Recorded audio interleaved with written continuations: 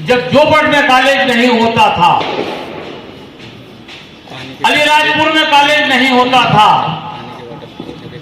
उस समय हमने रतलाम से और झाबुआ से प्राइवेट बीए पास किया है। नौकरी करते हुए भी हमने पढ़ाई को जारी रखी है। 13 की मेरी सर्विस थी, परंतु मेरे दिमाग में समाज सेवा का जुनून था।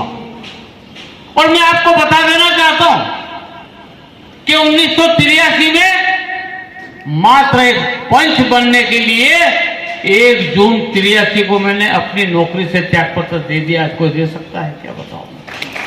ये मैंने दिया और मैं 5 जून 1983 को सेजावाड़ा ग्राम पंचायत का मात्र पंच बना हूं और तब से मैंने राजनीतिक जीवन शुरू किया, समाज सेवा का काम किया है मित्रों। और इस 40-43 साल की राजनीति में मैं पंच बना, जनपद का सदस्य बना, जिला पंचायत का सदस्य बना, जनपद का अध्यक्ष बना, विधायक 2 बार बना और लगातार जनता की सेवा और हमारे आदिवासी भाई की सेवा करता हूं। मैं कभी दिखावा नहीं करता हूं और ये बात सत्य है कि जो काम कहता हूं वो मैं करता हूं, चाहे इसके लिए कुछ भी करना पड़े। और इसी का मैं उदाहरण देता हूं। आज हमारे डाबड़ी सालखेड़ा इंदौर कदवाल के हमारे युवा बैठे हैं। मैं आपको बात बताना चाहता हूं 2003 की, जब मैं विधायक की मुझे टिकट भारतीय जनता पार्टी ने दी और मैं चुनाव लड़ने के लिए गया। उस वक्त भारतीय जनता पार्टी की स्थिति ये थी कि कोई वोट देने को तैयार नहीं था, कोई भारतीय जनता पार्टी का झंडा उठाने को तैयार नहीं था, कोई पर्चा लेने को तैयार नहीं था।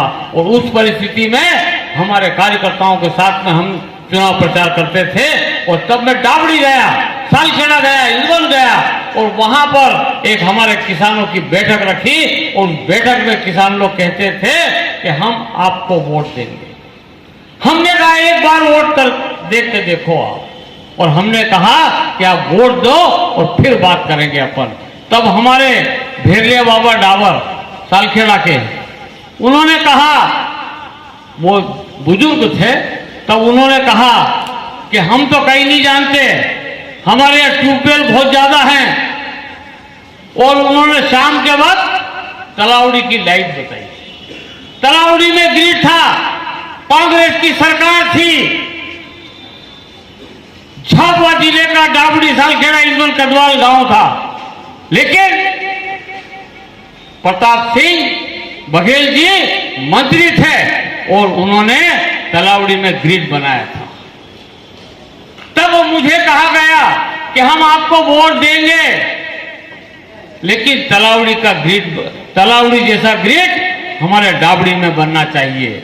वो चैलेंज मैंने स्वीकार किया, मुझे वोट दिया गया, भरपूर पेटियां भर दी गई, मैं विजय हासिल किया।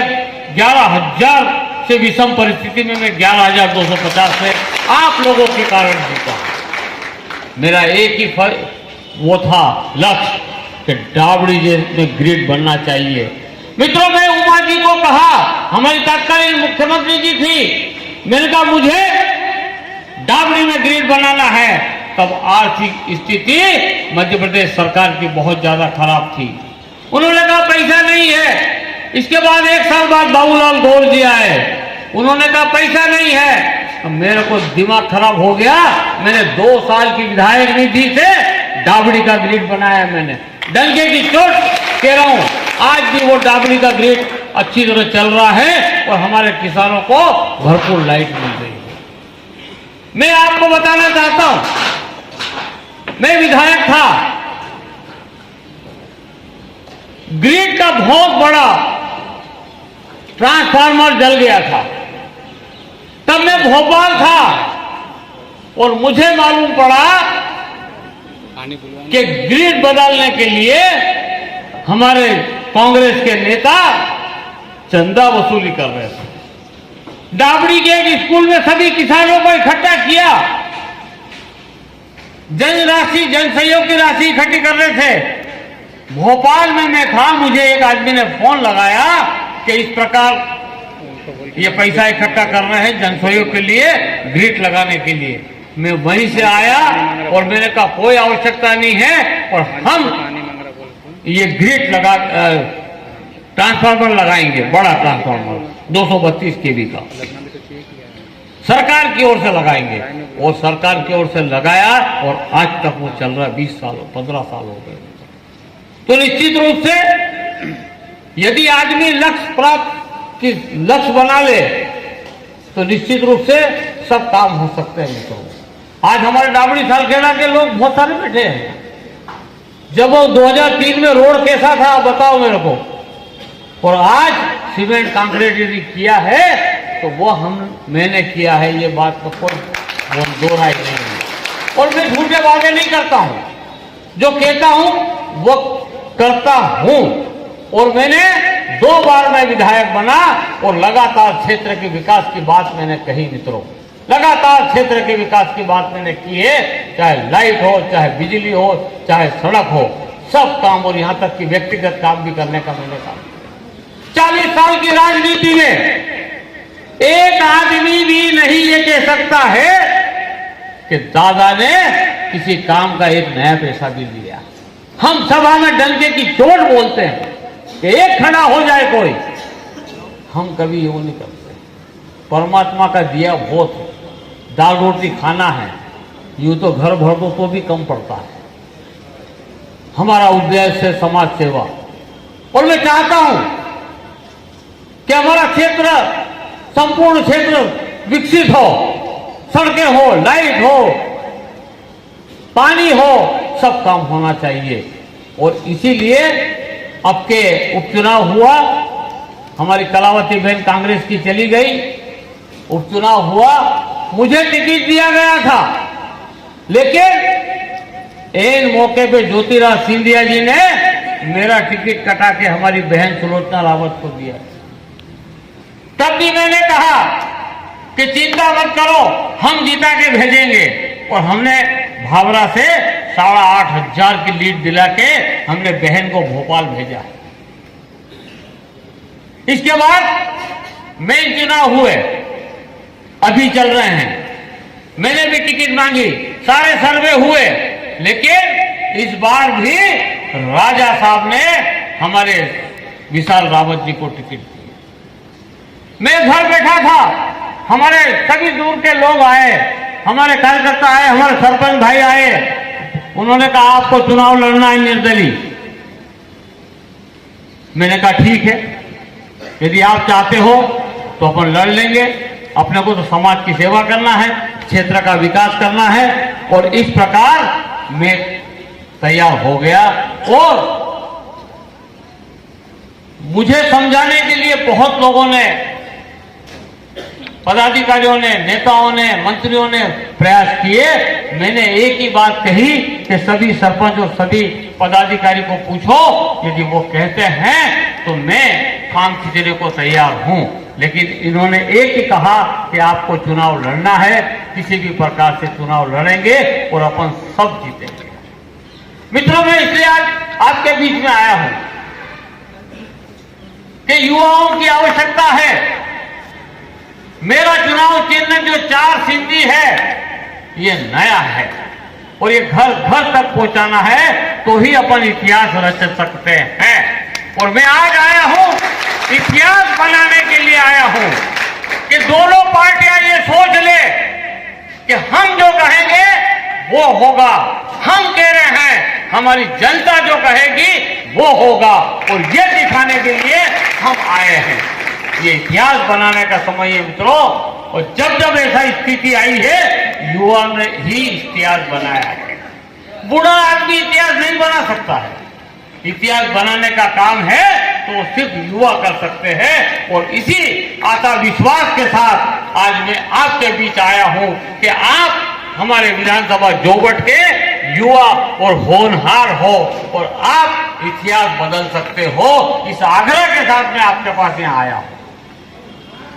और ये बता देना चाहते हैं हम लोग कि अब वो स्थिति नहीं रही। एक समय ऐसा था कि कहते थे कि पार्टी यदि किसी गधे को भी खड़ा कर दे तो चुनाव जीत जाते हैं, वो स्थिति नहीं रही है। सब समझदार हो गए हैं, अपना भला बुरा सब समझ सकते हैं। रहा सवाल कि ये तब संभव होगा जब आप 17 तारीख के पहले आकर अपने और अपने परिवार और अपने मोहल्ले को आप बताएंगे कि ऐसा करना है, ये चुनाव का चिन्ह घर घर तक और अपने मनुष्य के हर खोपड़ी में पहुंचना चाहिए, तभी ये कुछ संभव हो सकता है। आज मैं आपको बता देना चाहता हूं, वास्तव में युवाओं की बहुत सारी मांग है, बहुत सारी परेशानी है। क्योंकि मैं स्वयं शिक्षक हूं, मेरे को भी पता है कि क्या स्थिति होती है और ये स्थिति को मैं बिल्कुल दूर करने का पूरा प्रयास करूंगा। मैं आपको बता देना चाहता हूं कि अभी हमारे भाई कह रहे थे कि जोबट में पीजी कॉलेज नहीं हुआ है, ये बिल्कुल सत्य बात है। 2014 में मैंने माननीय मुख्यमंत्री जी से कहा, 14 के पहले जोबट कॉलेज में मात्र 8 विषय था और ये हमने मुख्यमंत्री को अम्बा में कहा कि हमारा जोबट कॉलेज मुख्यालय का कॉलेज है और यहां पर सभी फैकल्टी होना चाहिए। और मैं कहते हुए गर्व है कि हमने जोबट के अंदर साइंस फैकल्टी भी चालू कर दी, इसमें कोई गमत नहीं है। इसके अलावा मैं कहना चाहता हूं कि जब मैं देखता था हमारे चंद्रशेखर आजाद नगर की बेटियां, हमारे बेटे जब कॉलेज पढ़ने के लिए अलीराजपुर, जोबट और झाबुआ जाते थे तो हमारे बेटे तो बस में चढ़ जाते थे, लेकिन हमारी बेटियों को बहुत तकलीफ आती थी और बेटी आगे नहीं पढ़ सकती थी। तो जब हमारे मुख्यमंत्री आदरणीय शिवराज सिंह चौहान जी चंद्रशेखर आजाद जी के कार्यक्रम में जब भी आते हैं, मैं एक ही बात रखता था कि हमारे यहाँ पर कॉलेज होना चाहिए ताकि हमारे बेटे बेटी भी पढ़कर अपना भविष्य बना सके। और मुझे कहते हुए गर्व है कि 23 जुलाई को आदरणीय मुख्यमंत्री जी ने भाभरा का कॉलेज की घोषणा की और सारी फैकल्टी के साथ की और 1 अगस्त मात्र 7 दिन के अंदर हमारा भाभरा का कॉलेज 1 अगस्त को शुरू हो गया। बताओ आप, ये काम कौन कर सकता है? जिसमें जज्बा है तो वही कर सकता है। और जज्बा कौन देता है? आप लोग देते हो, वोट के माध्यम से देते हो, तभी ये काम हो सकता है। और मैं वादा करता हूं कि 2 वादे करूंगा, ज्यादा वादे मैं अभी नहीं कर पाऊंगा, 3 वादे करूंगा। अब 3 वादे में पहला वादा, कोई हमारा बेटा आया था, उसने कहा कि लाइब्रेरी होना चाहिए। तो निश्चित रूप से हर हायर सेकेंडरी स्तर पर और हर कॉलेज पे यदि मैं जीतता हूं तो लाइब्रेरी की स्थापना की जाएगी। एक ये मैं कर सकता हूं। इसके अलावा एक हमारे भाई शंकर गुथरिया ने कहा, उनको तकलीफ आई आम्बो से दाहोद जाने में, मैं क्षमा चाहता हूं, वो मेरे गांव का रोड है और उसमें तकलीफ आई है। शंकर गुथरिया ही नहीं, सभी क्षेत्र के वासियों को तकलीफ आई होगी, धक्के लगे होंगे। हमारा सपना था कि धक्के विहीन रोड बने और इसके लिए बताना चाहता हूं, मैं शंकर गुथरिया जी को बताना चाहता हूं कि ये जो रोड है ये 4 लेन में चला गया है, ये नेशनल हाईवे बन रहा है और 56 नंबर का नेशनल हाईवे बन रहा है। कभी आप इस रोड से जाओगे तो वहां बोर्ड लगे हुए हैं कि नेशनल हाईवे क्रमांक 56। और मैं आपको बताना चाहता हूं कि यदि मैं विधायक बन गया तो निश्चित रूप से 1 साल के अंदर आपका पेट का पानी नहीं जैसा रोड बना के दूंगा, ये वादा कर रहा हूं। मित्रों, मैं आपको बताना चाहता हूं कि भाभरा में स्टेट बैंक नहीं है और मुझे बताते हुए हर्ष हो रहा है। हमारे देश के प्रधानमंत्री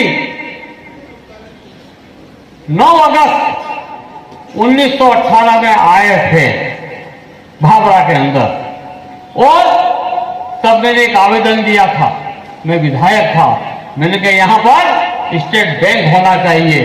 और आज सारी औपचारिकता पूर्ण हो चुकी है और दिसंबर में ये आचार संहिता समाप्त होने के बाद भाभरा में एक जोरदार स्टेट बैंक खुलेगा ताकि आपको कोई तकलीफ का काम नहीं पड़े।